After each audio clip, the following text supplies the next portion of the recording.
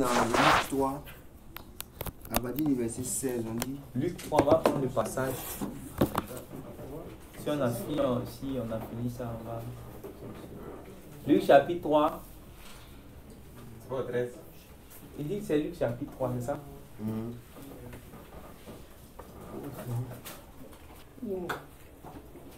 Oui, on a trouvé Luc chapitre 3. Le verset 16, on dit. Luc chapitre 3, verset 16. Luc chapitre 3, verset 16. Oui. Il leur dit à tous. Il leur dit à tous. Moi je vous baptise d'eau. Moi je vous baptise d'eau. Mais il vient. Mais il vient. C'est lui qui est plus puissant que moi.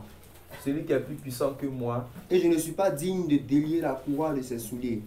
Et je ne suis pas digne de délier la courroie de ses souliers. Lui, il vous baptisera du Saint-Esprit et de feu. Lui, il vous baptisera du Saint-Esprit et de feu. Donne-moi ma question dans ce niveau-là. Dans la question du frère, oui.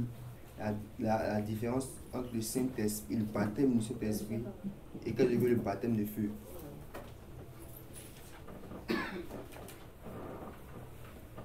Le baptême du Saint-Esprit et puis le baptême de feu. Ah. La sœur Thierry, ça va? Oui, ça va.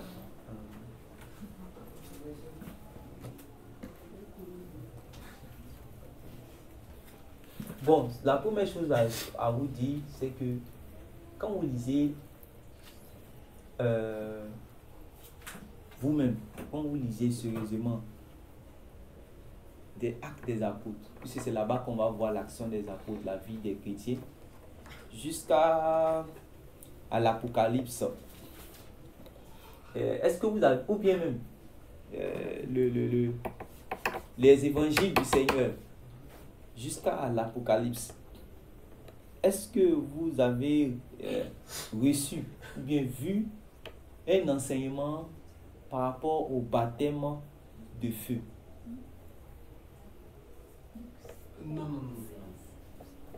Il demande d'abord quoi? Simplement, on va aller ensemble quoi. Est-ce que vous avez déjà vu une doctrine comme par exemple on a parlé du repas du Seigneur, comme on parle par exemple du baptême d'eau, comme on parle en tout cas de toutes les doctrines, du voile de la femme, de toutes ces doctrines, de l'enlèvement, du brisement de l'humilité, de fuir la corruption du monde.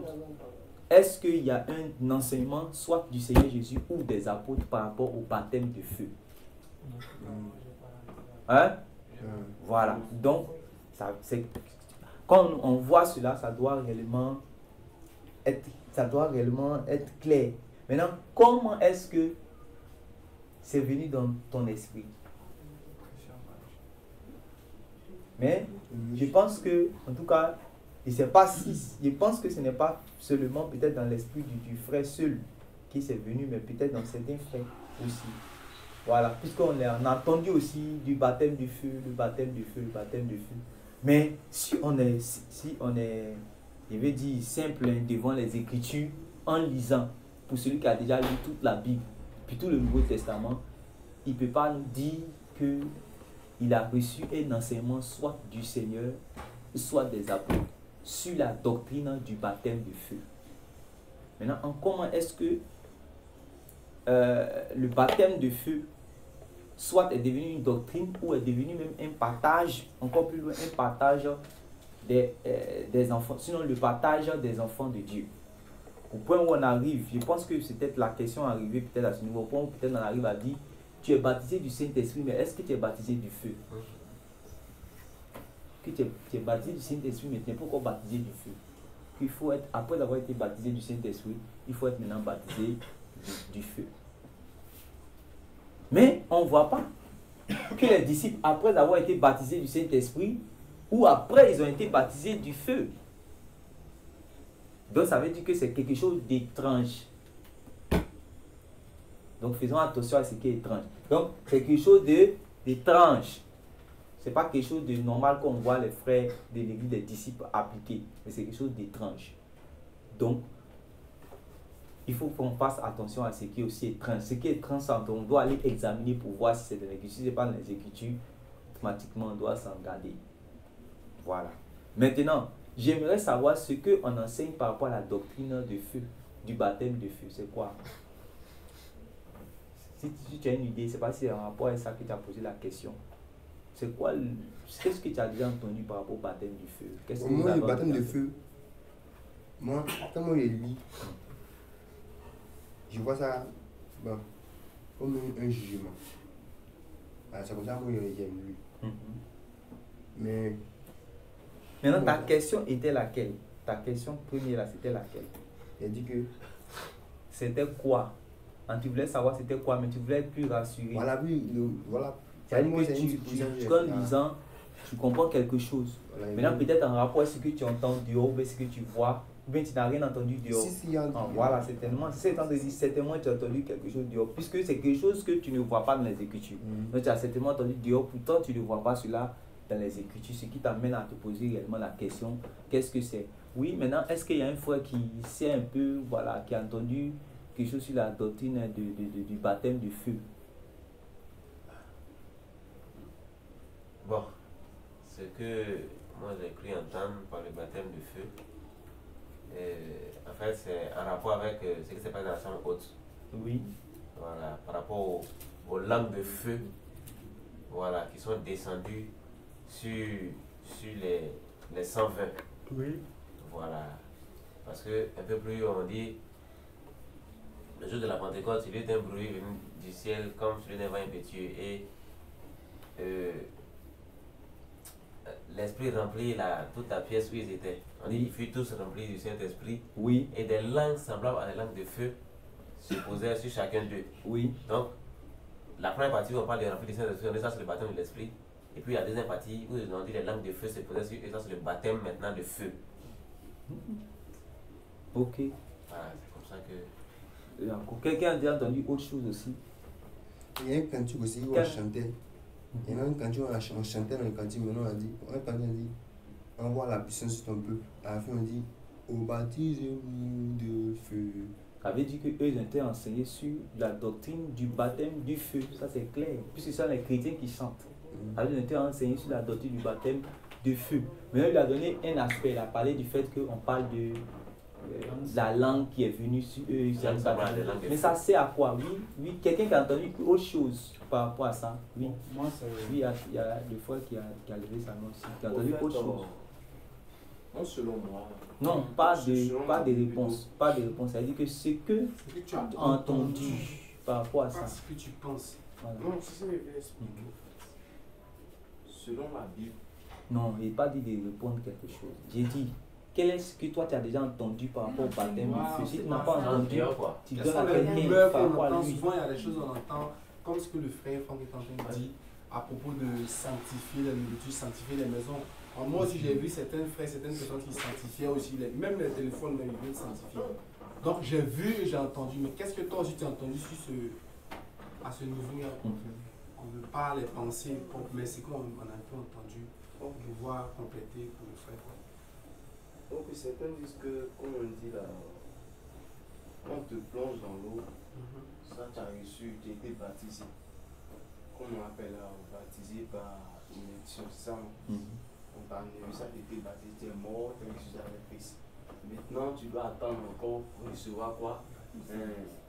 Le Saint-Esprit qui va te donner des dons spirituels, tout ça, t'amener quoi dans une autre dimension, en priant, tout ça là. Bon, c'est moi que j'exprime. Moi j'ai entendu, mais moi je ne crois pas à ça. Ok. Oui. Non, attends, on va faire par ordre. Il y a le frère. Bon, ça fait quelques temps, là, j'avais écouté un enseignement où c'est un pasteur blanc qui disait que un chrétien, il reçoit 2 fois l'esprit. Et le premier, c'est le Saint-Esprit. Et il a justifié par le passage. On peut trouver ça dans Matthieu 3 comme ça. Le premier, c'est le Saint-Esprit que tu reçois.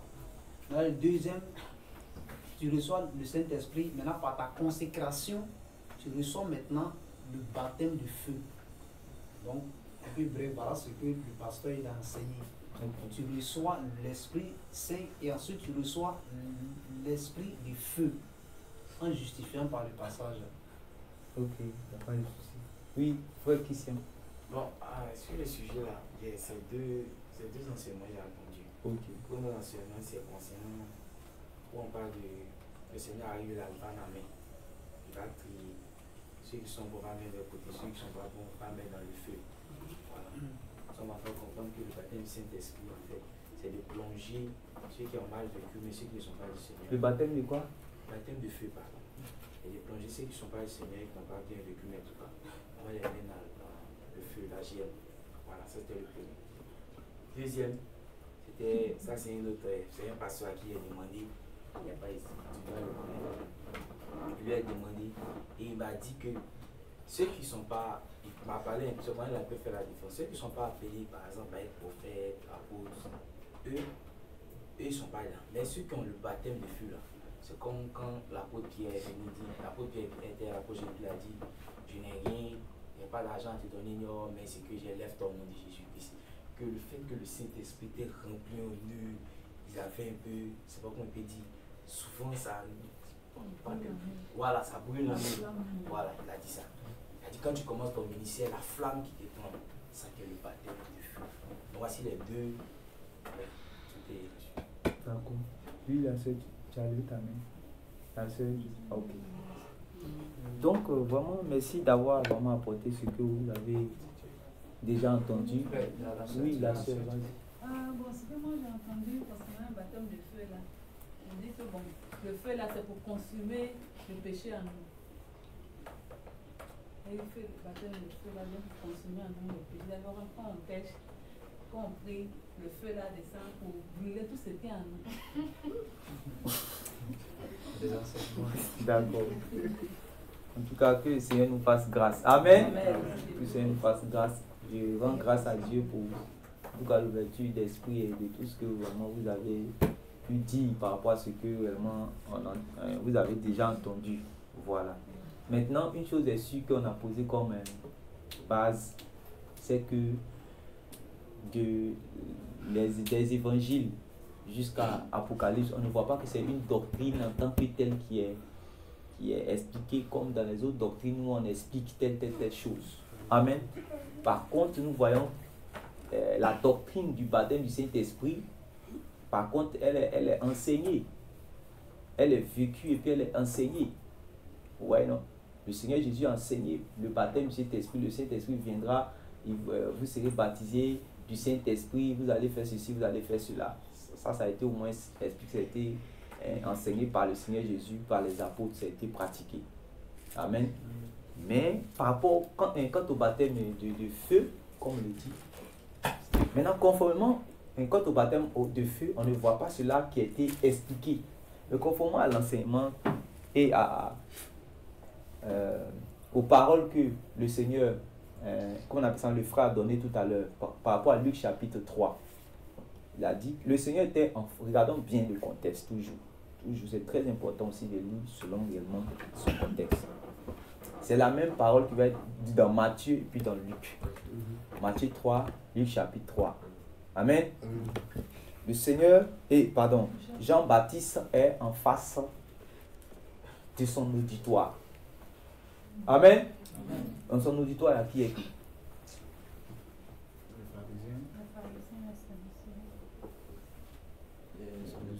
Puis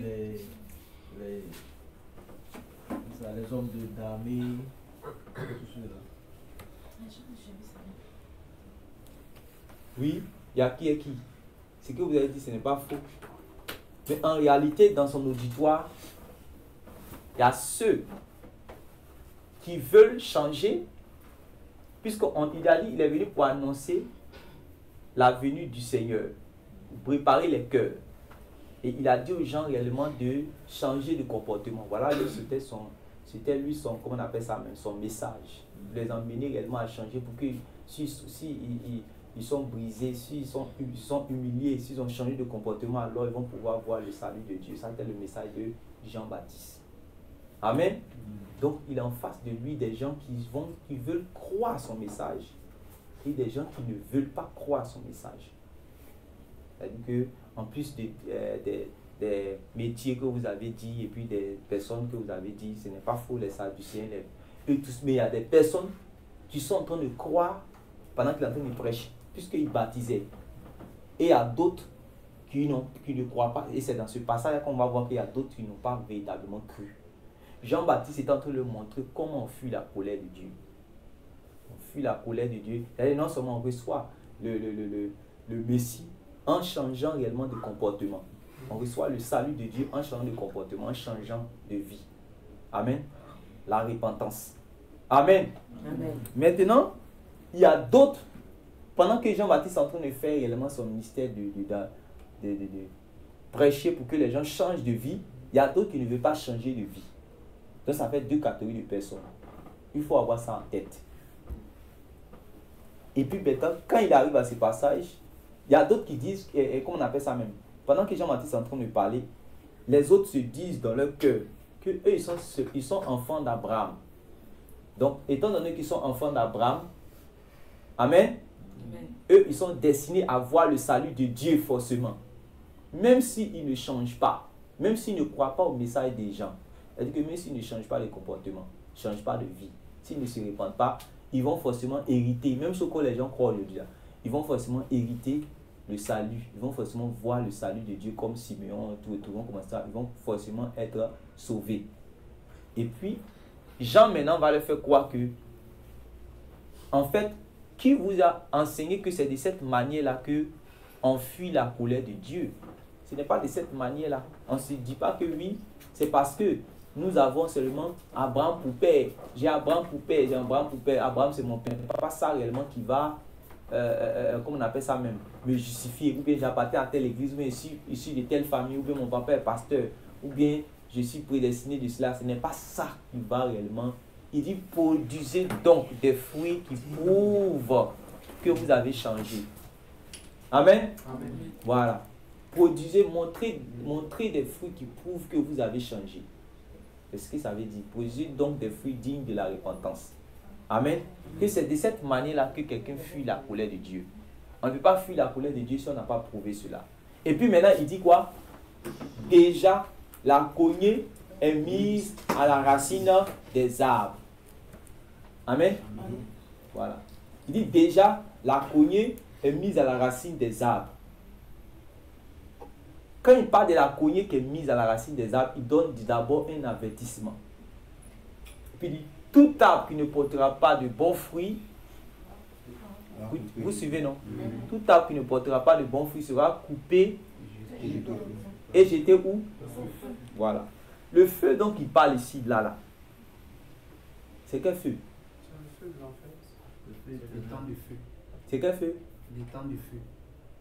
D'abord, on est tous dans le même auditoire. Hein. Voilà.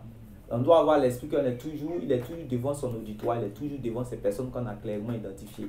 Du 2, il est en train de dire que, comment on appelle ça même, tout arbre qui ne portera pas de bon fruit sera coupé et jeté au feu. Nous disons que le feu qui est là-bas dans ce texte-là, ici, c'est clairement, c'est-à-dire que ça nous fait penser directement au feu de la gêne, direct. Est-ce que c'est une bénédiction ou c'est une malédiction? Ok. Maintenant, il est en train de prêcher, c'est une prédication, ça continue. Il n'a pas prêché si ça, puis il est allé dormir, puis il est revenu pour parler encore un autre jour sur le reste qui va suivre. Pendant qu'il est en train de dire ça là, il va dire encore le reste. Et qu'est-ce qu'il va dire le reste maintenant? Il a son van en main. Voilà. Il nettoiera son nez. Non. Si tu prends de cette partie-là, il faut aller dans Matthieu aussi. C'est-à-dire que prends dans Matthieu, c'est mieux. Matthieu, ça va pas dire, ça va dire 11. Déjà, Okay. Déjà, la cognée est mise à la racine des arbres. Tout arbre donc qui ne porte pas de bons fruits sera coupé et jeté au feu. Oui. Moi, je vous baptise d'eau. Voilà. Il dit, tout arbre qui ne portera pas de bons fruits sera coupé et jeté au feu. Et c'est dans la continuité. Toujours étant en face de son auditoire où il y a ceux qui veulent croire et ceux qui ne veulent pas croire. Et dès qu'il a fini de parler du feu, réellement, où sera jeté les arbres qui ne vont pas porter de fruits. Et nous avons identifié ce fruit comme étant le fruit de la hyène, n'est-ce pas? Et aussi une malédiction. C'est tout dans cette continuité qui continue de parler. Regardez quand il continue de parler, maintenant il dit, Moi, voilà, il dit, moi, je vous baptise d'eau moi Jean, je vous baptise d'eau pour vous amener à la pour repentance. vous amener à la repentance. Mais celui qui vient Maintenant, après il dit, moi mais celui qui vient après moi est plus puissant que moi est plus puissant que moi et je ne suis pas digne de porter ses souliers. et je ne suis pas digne de porter ses souliers. Il continue toujours, hein. Oui, lui, Il vous baptisera du Saint-Esprit et de feu. voilà. Lui, il vous baptisera du Saint-Esprit et de feu. Donc on voit que réellement, il y a combien de baptêmes? Deux. Deux. Il y en a 3. Il y a combien? Il y en a 3. Bon, il n'y a pas de problème. Je vois pourquoi tu dis 3, il parle de baptême. Baptême d'eau. Donc il a raison, le baptême d'eau de Jean, le baptême du Saint-Esprit et le baptême de feu. Ou bien, moi je vous baptise d'eau. Vous amenez à la repentance. Lui, il ne suis pas digne de tenir la poisse, c'est celui. Lui, quand il viendra, il vous baptisera du Saint-Esprit et de feu. C'est pas ça? Donc en réalité, comme le frère dit, il y a 3 baptêmes. Le baptême de Jean, puis le baptême du Seigneur Jésus. Mais on dit que le Seigneur Jésus, lui, va baptiser du Saint-Esprit et de feu. Maintenant, si on s'arrête là, et qu'on n'a pas bien lu, par exemple, le passage précédent, on peut être encore à confusion. Mais Dieu merci, le Seigneur et Jean-Baptiste va continuer toujours. Regardons la suite. Parce que si tu ne sais pas identifier, si tu n'arrives pas quand même à identifier le feu dont il a parlé ici, au moins si tu continues de lire, ça peut quand même t'aider. Oui, Il a son van à la main. il dit il a son van. Donc c'est comme si on est dans toujours. Le van, c'est ce qui la cognée qui était mise à la racine. Toujours dans le même contexte du passage précédent. Est-ce que vous me comprenez? Il a son van à la main, oui.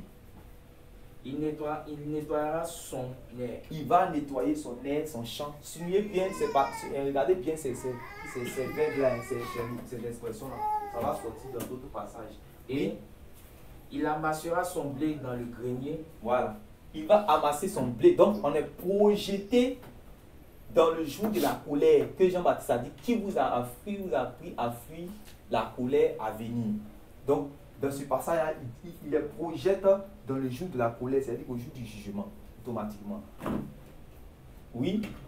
Il amassera son blé dans le grenier, mais il brûlera la paille dans un feu qui ne s'éteint jamais. Voilà. Et ici, quand on dit il brûlera la paille dans un feu qui ne s'éteint jamais, le feu dont on parle ici, c'est quel feu? Le feu de la gêne. Est-ce que c'est une bénédiction ou bien c'est une malédiction? Une malédiction. Voilà. Maintenant, le problème se trouve. Ça veut dire que si Marie, on voit ça, ça peut peut-être ne pas être clair dans l'esprit de certains frères. S'il n'a pas réellement bien fait, réellement une lecture sur plusieurs passages par rapport à sur certains passages. Mais nous voyons que ici, le feu là, et puis le feu dont on parle ici, même vous pouvez regarder même dans Malachie, si vous voulez, prenez Malachie chapitre 4. Je ne vais pas prendre tous les passages des prophètes, mais juste par exemple, Malachie chapitre 4, sinon vous pouvez lire dans plusieurs passages des prophètes, que ce soit Sophonie, que ce soit Michée. En tout cas, la plupart des prophètes dans les divinités ont parlé de ce jour de feu. Ce sera un jour réellement de fournaise, un jour de feu. Vous pouvez lire dans Car voici. Malachie chapitre 4. Oui, vas-y. Car voici, le jour vient, ardent comme une fournaise. Adam, c'est quoi? Qui brûle. Qui brûle. Comme une fournaise. Donc, fournaise, feu. Oui. Tous les hautains et tous les méchants seront comme du chaume. Voilà. Chaume, c'est quoi? C'est L'herbe sèche. Voilà. Oui. Le jour qui vient les embrasera, Le jour qui vient les embrasera. Oui. dit l'Éternel des Dit armées. l'Éternel des armées. Il ne leur laissera ni racine ni rameau. Vous voyez, non? Il ne leur laissera ni racine ni rameau. Je les identifie, mais c'est la même chose. Hein. Et tous vont avoir le même. Oui. Mais pour vous qui craignez mon nom, Il dit, mais, regarde. Oh, alléluia. Amen. mais pour vous qui craignez mon nom, c'est-à-dire qu'ici dans ce passage, le feu est déjà clairement identifié là-bas, pas de mystère là-bas. On te dit que le feu là, ça brûle, c'est une fournaise ardente, ça brûle comme le chaume, tout et tout. Donc tout le monde a peur, c'est un feu qui fait peur, mon ami, c'est pas un feu de bénédiction. Et automatiquement, il dit, mais pour vous qui craignez mon nom, oui, se lèvera oui, le soleil de la il justice. lèvera le soleil de la justice. Et la guérison sera sous ses Et ailes. la guérison sera sous ses ailes. Vous sortirez et vous sauterez comme des veaux d'une étable. Oui, Et vous foulerez les méchants. Et ils seront comme de la cendre sous la plante de vos pieds. amen. Au jour que je prépare, dit l'Éternel. Voilà, donc voilà le jour là, de la colère. Donc Jean-Baptiste et tous les prophètes avant lui ont annoncé. Il dit qu'il y a un jour de colère qui arrive. Et pour ne pas échapper, et pour échapper à ce jour de colère là, il faut réellement se repentir. Il faut d'abord connaître comment on appelle ça même, la nature de Dieu, que Dieu est saint. Et puis aussi, il faut réellement se repentir pour ne pas qu'on puisse finir dans, qu'on appelle ça même, dans cet endroit. C'est-à-dire qu'on puisse participer à ce, on puisse, qu'on appelle ça même, être consumé dans ce jour de colère. Donc c'est ça, Jean-Baptiste a dit que qui vous a appris à fuir la colère. Quand il avait dit qui vous a appris à fuir la colère à venir, ça veut dire qu'en fait, eux aussi ils étaient enseignés sur la colère à venir. Mais ils ne savaient pas que quand on enseigne sur la colère à venir, il y a des actions qu'on pose pour ne pas subir cette colère. Mais eux n'ont pas fait ces actions-là. Et puis ils pensent qu'ils ne vont pas subir cette colère. Amen. Amen. Donc on voit automatiquement que il a dit qu'il va nettoyer son air, c'est-à-dire son champ. Il va amasser le bon grain qui est le grenier et qui est le blé. Et il va mettre ça dans son grenier. Maintenant, la paille qui n'est pas pour lui, il va attacher ça comme les paysans font. Il va attacher cela. Et ils vont mettre ça dans le feu. Amen. Amen. Il dit qu'ils vont faire le feu, puis ils vont mettre la paille là-dedans. Maintenant, nous comprenons par là qu'en réalité, on a parlé d'abord du baptême d'eau, mais on parle aussi du baptême du Saint-Esprit et de feu. En quoi est-ce qu'il y a un baptême de feu? Amen. En quoi est-ce que ce baptême-là, puisqu'en réalité, le fait de dire qu'il y a un baptême de feu n'est pas faux, puisqu'en réalité, c'est le mot qui compte en fait. Baptême là, c'est quoi? Quand tu baptises d'eau, là, comment on te baptise? Quand tu mets dans l'eau. Oui, on t'immerge. Voilà. Quand tu baptises, on t'immerge. C'est tout. La personne a été plongée entièrement. Amen. La personne a été immergée. Et c'est à cause de ça qu'on a appelé cela baptême. Sinon, il a dit que moi, Jean-Baptiste pouvait dire simplement que moi je vous immerge d'eau, ou bien je vais vous mettre dans l'eau, tout et tout. C'est le même langage. Baptisé. Amen. Voilà. Et le Seigneur Jésus lui aussi, il va vous baptiser d'esprit. Amen. Amen. Maintenant, on dit il a son champ. Le champ là, c'est qui est le propriétaire du champ? Voilà. C'est le Seigneur Jésus qui est le propriétaire du champ. Et si vous lisez dans Matthieu, si vous voulez, vous pouvez lire dans Matthieu. Je ne sais pas si je vais juste directement interpréter, mais vous voulez lire directement dans Matthieu chapitre 13, où le Seigneur a parlé. Allons-y là-bas. On va lire la parabole du blé et puis de l'ivraie. Il y a la parabole du sémé, la parabole de la sémence. Dans la parabole de la sémence, encore du blé et de l'ivraie, c'est la même chose. Allons-y directement à l'explication du Seigneur. On ne va pas aller, comment on appelle ça, mais sur la parabole, directement à l'explication de la parabole. Lui, prenez le verset 37. Verset 37. 37. Donc on est dans chapitre combien? 13. Chapitre 13, verset 37. Oui, suivez bien maintenant. Il répondit. Il répondit. Celui qui sème la bonne semence, Celui qui sème la bonne semence, c'est le Fils de l'homme. c'est le Fils de l'homme. Le champ, Le champ, c'est le monde. c'est quoi? Le monde. C'est ce que Jean-Baptiste va appeler son air. C'est la même chose, c'est-à-dire que son territoire. Mhm. Le champ, c'est le monde. C'est-à-dire que oui, La bonne semence, la bonne semence, ce sont les fils du royaume. ce sont les fils du royaume. Voilà. La bonne semence, ce sont les fils du royaume. C'est ça que Jean-Baptiste va dire qu'il amassera le blé dans les greniers. Voilà, le blé. C'est ça ici. Bonne semence. Ici, bonne semence, le blé. L'ivraie. Le blé dans son. Non, ici, ils ont mis seulement que la bonne semence, ce sont les fils du royaume. Ok, la bonne semence, ce sont les fils du royaume. C'est-à-dire en fait, quand vous entendez les fils du royaume, ça ne veut pas dire. C'est pas dire c'est les fils c'est les fils, en fait, qui. Quand il explique cela, c'est des fils, en fait, qui sont, comme on le disait par rapport, tout à l'heure, par rapport aux justes, et puis par rapport aux brebis, et puis c'est des fils destinés, des fils. Voilà, des fils destinés, c'est-à-dire que des fils qui marchent en fonction, c'est-à-dire qui sont qualifiés en fait. Voilà, puisque là on est projeté dans le jugement. C'est des fils, c'est ceux qui sont qualifiés, dignes, qui sont dignes maintenant d'entrer. Et puis des fils qui ne sont pas dignes d'entrer. Là on est carrément dans le jugement. Oui. L'ivraie, ce sont les fils du malin. L'ivraie, ce sont les fils du malin. L'ennemi qui l'a semé, l'ennemi qui l'a semé, c'est le diable. C'est le diable. La moisson, c'est la fin du monde. La moisson, c'est la fin du monde. Vous voyez, non? La moisson, c'est la fin du monde. Oui. Les moissonneurs, ce sont les anges. Voilà. Stop.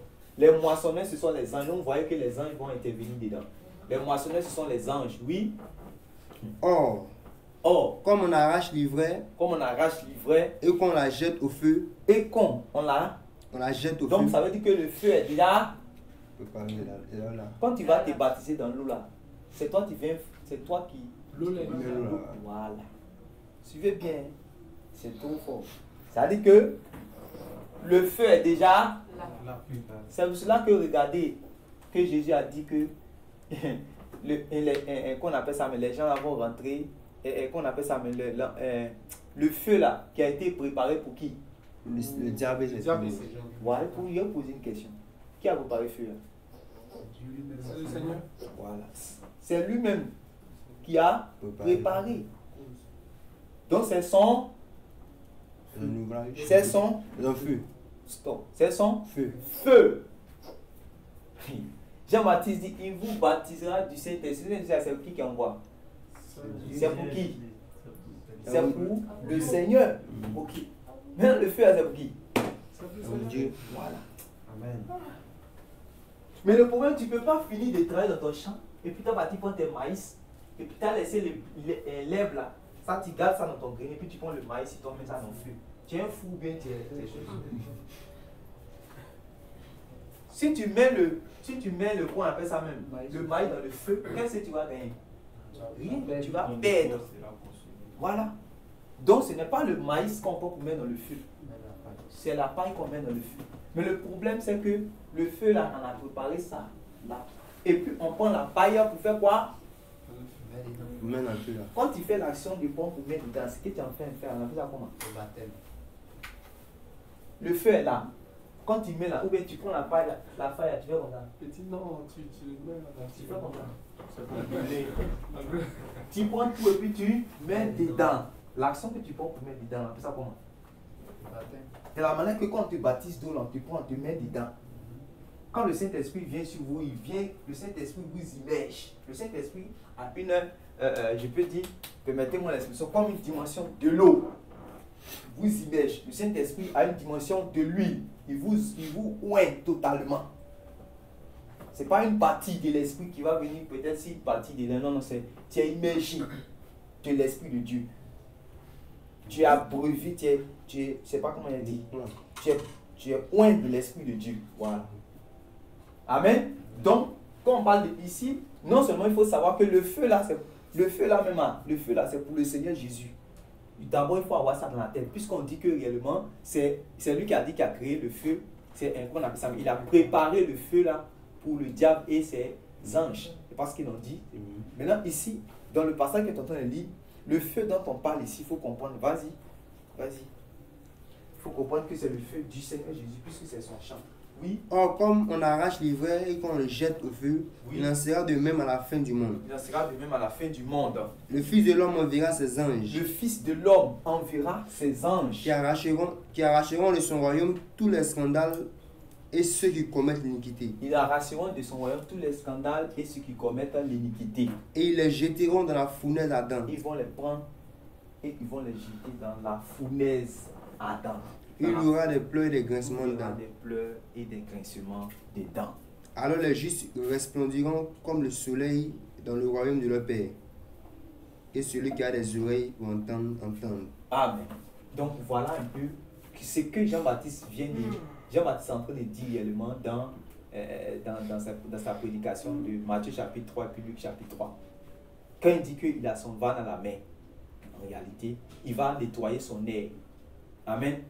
Voilà. Et puis il dit qu'il va prendre comme quand tu es dans le champ, tu attaques, tu prends réellement la bonne sémence, tu mets ça dans ton grenier, c'est ça que tu gardes pour toi. Maintenant, la mauvaise sémence là, tu as préparé un feu où tu prends la sémence là, et la mauvaise sémence là, et puis tu jettes ça là-dedans. L'action de prendre pour jeter dedans, c'est la même, c'est un baptême. C'est un baptême. Vous pouvez appeler ça comme réellement vous souhaitez selon les mots qui vous servent. Mais en réalité, le fait de prendre pour plonger dedans, c'est un baptême. Vous comprenez? Mais le problème, c'est que ce n'est pas destiné au bon grenier. Et ce n'est pas destiné à la bonne sémence. Ce n'est pas destiné au blé.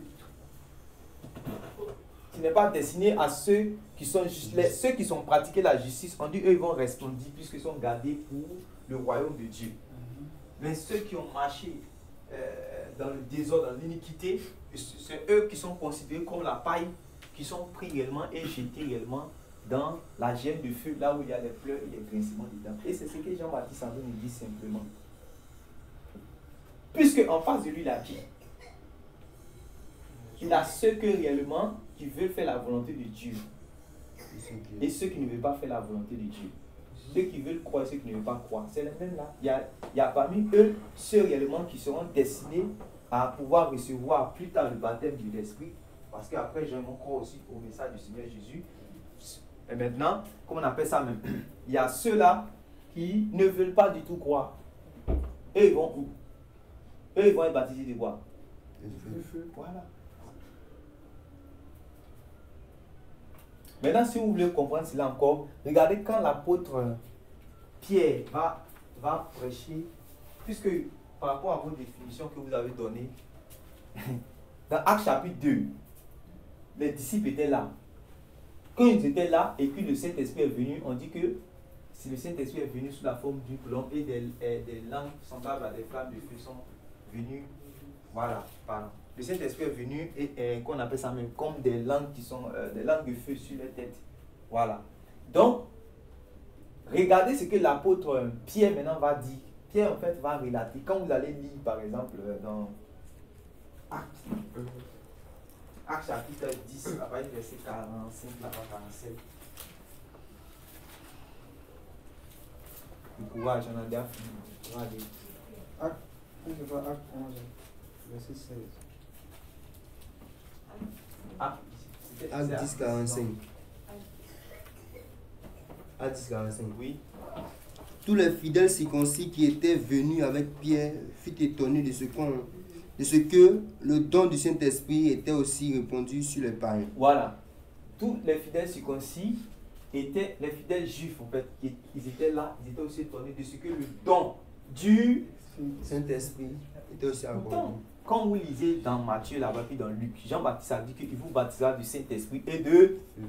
Mais Jésus lui-même à la fin, quand vous lisez dans Actes chapitre 1, verset 8, est-ce qu'il promet le Saint-Esprit et le feu? Vous recevrez le Saint-Esprit et le feu. C'est pas ce qu'il dit. Il dit, vous allez recevoir une puissance, le Saint-Esprit viendra sur vous. C'est tout ce qu'il a dit. Il n'a pas parlé réellement du Saint-Esprit et du feu qui vous sera donné. Donc, voilà la promesse. Donc, maintenant, la promesse vient s'accomplir maintenant dans Actes chapitre 2. Et maintenant, les disciples étant remplis du Saint-Esprit, le Saint-Esprit, ils vont être des témoins du Seigneur Jésus selon Actes chapitre 1, verset 8. Pendant qu'ils sont en train de faire le travail du témoignage, ils vont arriver dans la maison de Corneille. Et voilà que quand il va prêcher, étant rempli du Saint-Esprit, le Seigneur va faire réellement son action de conviction de tout ça et puis quelque chose va se passer. Oui. 46. Car il les attendait parler en langue et glorifier Dieu. Dieu.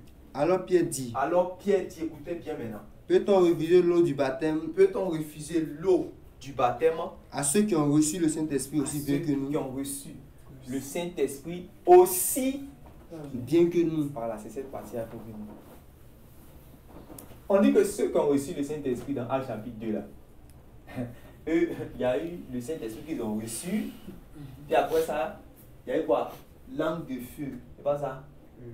L'apôtre Pierre dit, même Saint-Esprit, en tout cas, tout ce qui s'est passé là, quand ils étaient dans la chambre haute là, c'est la même chose aussi qui s'est passé qu'on a vu ici.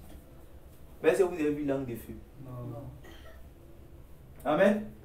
Mais Pierre dit que c'est aussi bien la même chose. C'est pour ça qu'il n'a même pas pu le dire. Mais ils ont déjà reçu le baptême de l'esprit. Allez-y en même temps d'être plongés dans l'eau en même temps. Puisqu'ils ont déjà reçu même le vieux père, comme on l'a dit. Ouais. Vous comprenez? Voilà. Donc il dit que, allez-y en même temps, les baptiser dans l'eau.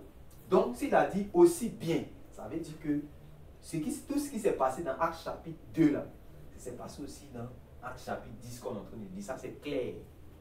Nous ne voulons pas trop réfléchir sur ça. Aussi bien, ça veut dire que la même chose que nous on avait, si vous peut-être vous disiez 2 ou 3 maisons, c'est la même chose que nous on a reçu là, c'est la même chose qu'eux aussi ils ont reçu. Donc on ne peut pas dire qu'il y a un certain baptême du Saint-Esprit qui est là, et puis après, qu'on appelle ça des langues de feu doivent venir. Si des langues de feu doivent venir, alors cela maintenant on va dire, pourquoi l'apôtre Pierre maintenant va dire que c'est la même chose que nous avons reçu, c'est ça qu'eux aussi ont reçu. Vous comprenez? Continue. Verset 48. Il ordonna qu'ils fussent baptisés au nom du Seigneur Jésus, sur quoi il le priait de rester quelques jours avec eux. Pourquoi deux? Oui. Maintenant, si tu lis dans Actes chapitre 11 au verset 3, ça dit quoi? Acte 11, verset 3. En disant, tu es entré chez les incirconcis et tu as mangé avec eux. Est-ce que c'est Actes chapitre 3? Oui, je me souviens. Je me souviens, oui. De cette parole du Seigneur. Voilà, c'était Acte 16. Actes chapitre 11, 16. verset 16. Voilà, lis le verset 15 à 16. Suivez bien maintenant. Verset 11 à 16. Lorsque je me fus mis à parler, le Saint-Esprit descendit sur eux, comme sur nous au commencement. Oui. Et je me souviens de cette parole du Seigneur. Voilà. Et je me souviens de cette parole-là du Seigneur. Oui. Jean a baptisé d'eau, mais vous serez baptisés du Saint-Esprit. Voilà. Jean a baptisé d'eau, mais vous serez baptisés du Saint-Esprit. Et de... Il n'a pas mis feu dedans, ça veut dire que ce n'est pas le partage des chrétiens. Quand tu es fatigué. Maintenant, si tu ne crois pas que le baptême du Saint-Esprit est puissant, c'est la même chose qu'on a parlé d'affaire du nom de Jésus. Si tu ne crois pas que le baptême du Saint-Esprit est assez suffisant pour te rendre, c'est-à-dire que non seulement pour te régir, pour te transformer, mais pour te rendre efficace par rapport à l'œuvre de Dieu, dans le service de Dieu, mais ça même, bon, je ne sais pas ce qu'on peut faire.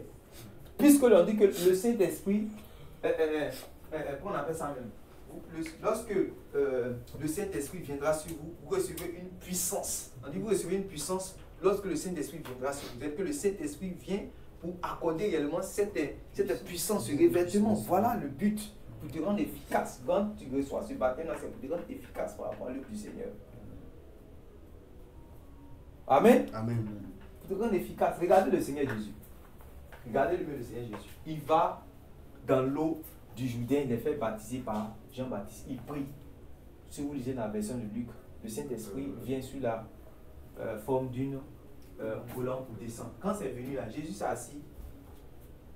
C'est pas le même Saint-Esprit qu'il a pris, qu'il a emmené où? Dans le désert. Il allait faire quoi là-bas? Il allait se consacrer. Le Saint-Esprit qui est venu sur lui, il est parti où? Le Saint-Esprit est resté en lui. Le Saint-Esprit, voilà. Mais il est allé dans le désert pour se consacrer. Quand il est sorti du désert là, on dit Jésus était quoi?